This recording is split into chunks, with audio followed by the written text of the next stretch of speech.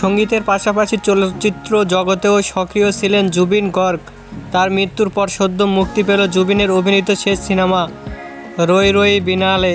প্রিয় শিল্পীর স্মৃতিকে ধরে রাখতে তার অভিনীত এই চলচ্চিত্রটি দেখার জন্য আসামের প্রেক্ষাগৃহতে টিকিট বিক্রির যেমন হিড়িক লেগেছে, তেমনই তার স্মৃতিচারণ করে কাঁদছে ভক্তরা। এদিকে সিনেমাটি দেখতে দর্শকদের এই উচ্ছ্বাসের মধ্যে জুবিনের নিজের হাতে লেখা একটি আমন্ত্রণপত্র নিয়েও তৈরি হয়েছে আলোচনা। জুবিন গার্গের অভিনীত এই সিনেমাটি অসমীয়া চলচ্চিত্র। 31 অক্টোবর ভারতের 46টি শহরে মুক্তি পেয়েছে ছবিটি। মুক্তির আগে জুবিনের হাতে লেখা শেষ আমন্ত্রণপত্রটি ভাইরাল হয়েছে। তাতে তিনি অনুরাগীদের উদ্দেশ্যে লিখেছিলেন, একটু অপেক্ষা করুন, আমার নতুন সিনেমা মুক্তি পাচ্ছে, তোমরা এসে যাবে কিন্তু ভালোবাসা নিয়েও। ইতি তোমাদের জুবিন দা।